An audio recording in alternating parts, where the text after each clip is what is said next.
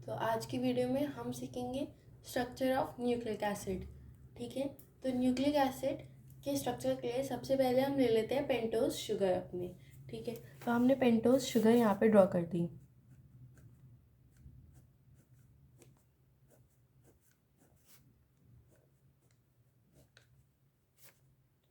यहाँ पे हमारे पास CH2OH है, नीचे हमारे पास OH है, यहाँ पे हमारे पास बीच में हमारे पास H है और यहाँ पे हमारे पास OH आना चाहिए था, पर यहाँ पे क्या होता है, OH की जगह हम कोई और बेस ले लेते हैं। ठीक है, हमने OH की जगह यहाँ पे कोई और बेस ले लिया।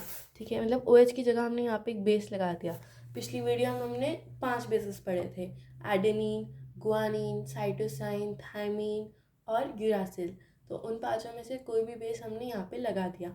अब इसकी रिएक्शन हमने फॉस्फोरिक एसिड के साथ कराए, तो हमारा ये फॉस्फोरिक एसिड है। ठीक है, इसको हम ऊपर लिख लेते हैं थोड़ा, ये हमारा फॉस्फोरिक एसिड है।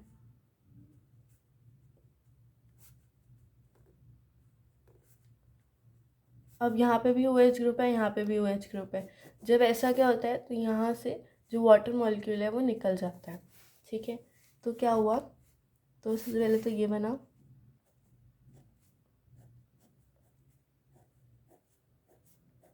ये हमारा कोई भी बेस है, ये हमारा H है, H H H, यहाँ पे OH OH और यहाँ पे हमारा CH2। यहाँ पे हमारा OH आना चाहिए था, पर इसकी जगह ये OH की जगह यहाँ पे ये P डबल बॉन्ड O और यहाँ पे ये O माइनस और O माइनस। मैंने बस OH की जगह O माइनस लिख दिया है। ठीक है, अब ये जो हमारा कंपाउंड है, इसी कंपाउंड को हम कहते हैं न्यूक्लियोटाइड। मैंने आपको बताया था कि न्यूक्लियोटाइड के पॉलीमर्स से हमारा न्यूक्लिक एसिड बनता है, मतलब हमें इसको आपस में लिंक करना है, बहुत सारे न्यूक्लियोटाइड्स को हमें आपस में जोड़ देना है। ठीक है, और जो न्यूक्लियोटाइड और जो ये हमारा कंपाउंड है, जिसमें मतलब हमने कोई पेंटोज शुगर ली और उसमें हमने OH की जगह बेस डाल दिया, तो इसको हम न्यूक्लियोसाइड कहते हैं। ठीक है, अच्छा, अब जो न्यूक्लियोसाइड है उसमें एक और बात ध्यान देने लायक है कि जो हमारा बेस है वो उसकी नंबरिंग हम 1 2 3 4 करके करते हैं। तो जो हमारा ये वाले कार्बन है इसकी नंबरिंग हम 1 डैश 2 डैश 3 डैश 4 डैश और 5 डैश करके करते हैं। ठीक है, ओके, तो ये हमारा बेसिकली न्यूक्लियोटाइड बन गया हमारा। ठीक है, अब हमें न्यूक्लियोटाइड्स को जोड़ना है। हमने 2 न्यूक्लियोटाइड को जोड़ा तो डाई न्यूक्लियोटाइड, 3 न्यूक्लियोटाइड्स को जोड़ा तो ट्राई न्यूक्लियोटाइड। ठीक है, तो अब सबसे सिंपल, हम सबसे पहले जो हमें पढ़ना है वो फॉर्मेशन ऑफ डाई न्यूक्लियोटाइड। ठीक है, बाकी 3 4 आप अपने आप जोड़ देंगे। ठीक है, तो हमने क्या किया, 2 न्यूक्लियोटाइड्स ले लिए। ठीक है, सबसे पहले मैं एक न्यूक्लियोटाइड ले लेती हूँ ऊपर,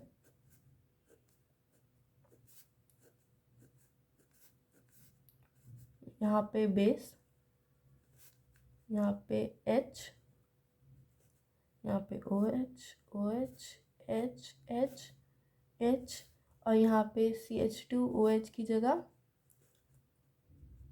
मतलब कि यहाँ पे O double bond O minus O minus. ठीक है, ये हमारा फॉस्फेट है।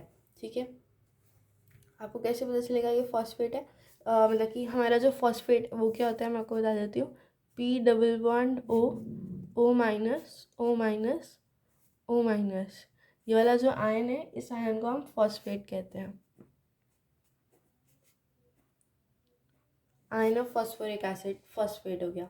ठीक है, अब हमने यहाँ पे एक हमने न्यूक्लियोटाइड ले लिया। ठीक है, अब हम एक और न्यूक्लियोटाइड लेंगे, यहाँ पे मतलब यहाँ से लेंगे हम। ठीक है, ये 1 डैश है, ये 2 डैश है, ये 3 डैश है। 3 डैश के नीचे हम फॉस्फोरस लेंगे। ठीक है, ऊपर हम यहाँ पे ओ, यहाँ पे माइनस है पर यहाँ पे हम इस बार OH लिख देते हैं। ठीक है, यहाँ पे एक O माइनस है, यहाँ पे डबल बॉन्ड O मान लो, यहाँ पे ये O CH2,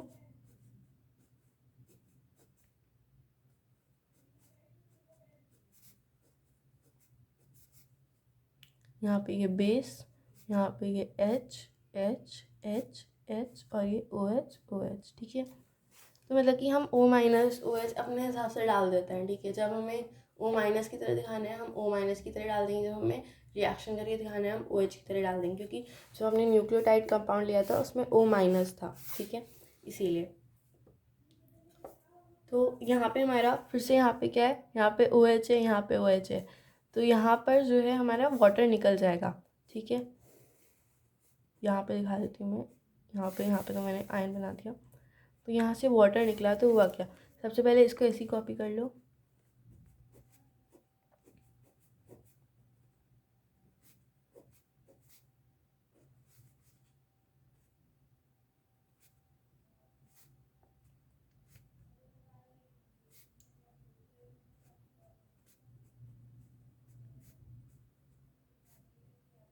okay.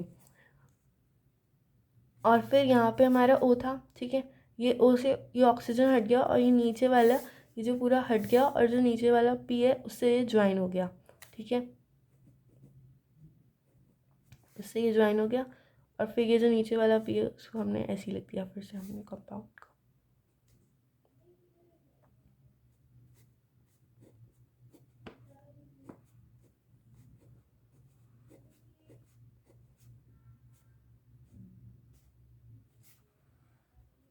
Sorry, base.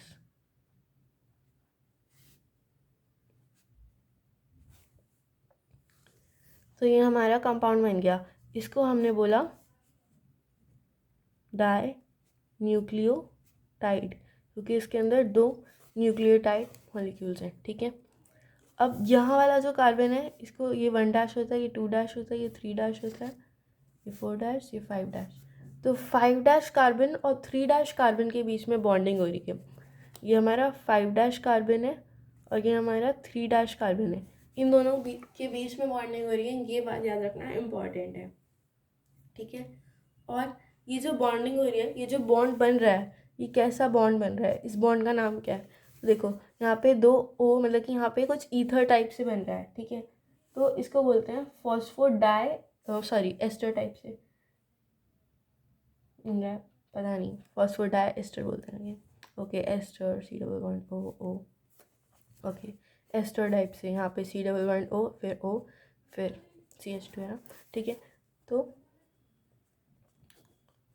फॉस्फोडाई ester, फॉस्फोडाई ester linkage,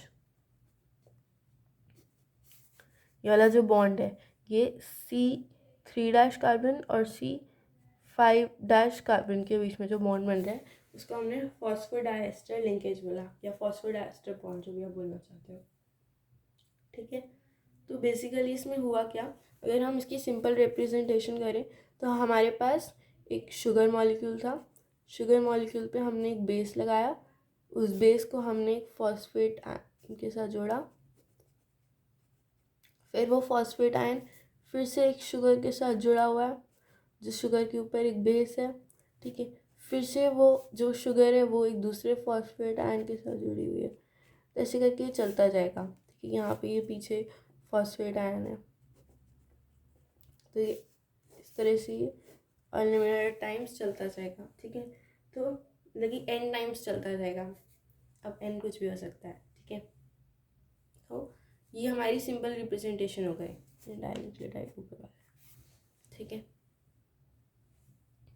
अच्छा, अब कुछ चीज़ें ध्यान देने लायक हैं, ठीक है, कि सबसे पहले तो हम अब DNA और RNA का स्ट्रक्चर देखते हैं, तो उसमें देखो जो उसका जो 1 डिग्री स्ट्रक्चर है, ठीक है, मतलब कि DNA और RNA में दोनों में 1 डिग्री स्ट्रक्चर होता है, यानी कि उनकी जो अरेंजमेंट है, मतलब कि इसके बाद ये वाला मॉलिक्यूल आएगा, इसके बाद ये वाला आएगा, क्योंकि देखो बेस डिफरेंट है तो मॉलिक्यूल्स डिफरेंट हो जाएंगे, ठीक है। तो ये जो है उसके अंदर ये फिक्स्ड है, ये यूनिक है, ठीक है। उनके पास 1 डिग्री स्ट्रक्चर है, ठीक है, उनके पास 2 डिग्री स्ट्रक्चर भी है, ठीक है। 2 डिग्री स्ट्रक्चर क्या बताता है, वो बताता है शेप, तो उनकी जो शेप है, ठीक है, जैसे DNA का देखें तो उसमें 2 न्यूक्लिक एसिड्स की चेंज एक दूसरे के अराउंड बंधी हुई है, ठीक है। तो और वो जो है वो हाइड्रोजन बॉन्ड से बंधी हुई है, या आप देख सकते हैं, मतलब जो हमने स्ट्रक्चर में पढ़ा था, ठीक है। तो मैं आपको एक सिंपल दिखा देती हूँ। तो अगर हम DNA का देखें, तो DNA में हमारे पास न्यूक्लिक एसिड चेन्स हैं, ठीक है, जो कि आपस में बन रही हैं, और उनको हाइड्रोजन बॉन्ड्स के द्वारा हमने जोड़ दिया, ठीक है। हाइड्रोजन बॉन्ड्स किसके, बेसिस के, मान लो कि ये एक चेन है, ये दूसरी चेन है, ठीक है। इसमें जो भी C5 कार्बन्स हैं वो इसके C3 कार्बन्स के साथ जुड़े हुए हैं, ठीक है। और ये आपस में ऐसे जुड़े हुए हैं, और इसके साथ ही साथ जो हाइड्रोजन बॉन्ड्स हैं वो भी बन रहे हैं, ठीक है। तो जो हाइड्रोजन बॉन्ड्स हैं वो किसके बीच में बन रहे हैं, वो कुछ स्पेसिफिक मॉलिक्यूल्स के बीच में ही बनेंगे, कुछ स्पेसिफिक बेसिस के बीच में ही बनेंगे। जैसे कि जो एडेनिन है वो सिर्फ और सिर्फ थायमीन के साथ कंबाइन करेगा, जो गुआनिन है वो सिर्फ और सिर्फ साइटोसिन के साथ कंबाइन करेगा, ठीक है। तो यहाँ पे मान लो कोई बेस है जैसे कि एडेनिन, तो यहाँ पर उस समय बेस होना चाहिए एक थायमीन, ठीक है। तो ये दोनों आपस में बॉन्ड बनाएंगे, ठीक है। यहाँ पे मान लो कोई बेस है, जैसे मान लो यहाँ पे साइटोसिन है, तो ये हमारा बनाएगा गुआनिन के साथ, यहाँ पे टी नहीं होना चाहिए, ठीक है। तो इसका मतलब है ये दोनों कॉम्प्लीमेंट्री होंगे एक दूसरे के, ठीक है। अच्छा, अब ये बात याद रखनी है कि जो एडेनिन और थायमीन है ये आपस में 2 हाइड्रोजन बॉन्ड्स बनाते हैं, ठीक है। एडेनिन थायमीन 2 हाइड्रोजन बॉन्ड्स बनाएंगे, जबकि गुआनिन और साइटोसिन 3 हाइड्रोजन बॉन्ड्स बनाएंगे, ठीक है। अच्छा, अब हम आरएनए का स्ट्रक्चर देखते हैं। एक चीज़ मैं उससे पहले और क्लियर कर दूँ, ये मतलब मान लो यहाँ पे अगर C5 कार्बन है तो इधर C3 कार्बन होगा, फिर यहाँ पे नीचे C3 कार्बन होगा जिससे कि ये जुड़ा हुआ होगा, ठीक है। यहाँ पे ये C3 कार्बन होगा जिससे ये जुड़ा हुआ, फिर यहाँ पे C5 डैश होगा उससे नीचे, फिर C3 डैश, फिर C5 डैश, ठीक है। और उसके कॉम्प्लीमेंट्री में यहाँ पे C3 डैश चलता रहेगा, ठीक है, ऐसे चलेगा, ठीक है। अब आरएनए देखते हैं। आरएनए का स्ट्रक्चर देखें तो आरएनए जो है वो एक सिंगल स्ट्रैंडेड हेलिक्स है, ठीक है। यानी कि उसमें बस एक ही होता है। कई बार वो जो एक ही है, ठीक है, मान लो सिर्फ सिंगल स्ट्रैंडेड हेलिक्स है मतलब यही चलेगा, या फिर कई बार ऐसा होता है कि वो ही जाकर खुद को ही वो डबल स्ट्रैंडेड कर लेता है, मतलब कि वो खुद को ही ट्रेस बैक कर लेता है, ठीक है। ऐसा भी हो सकता है, फिर खुद के ऊपर ही फोल्ड हो जाएगा। अब आरएनए की 3 टाइप्स हैं, mRNA, rRNA, tRNA। mRNA messenger RNA, rRNA ribosomal RNA and tRNA transfer RNA. तो इसके साथ हमारा ये चैप्टर ख़त्म होता है। इसके बाद यहाँ पे हमारे पास हार्मोन्स भी आते हैं, पर हार्मोन्स इस बार सिलेबस में नहीं है।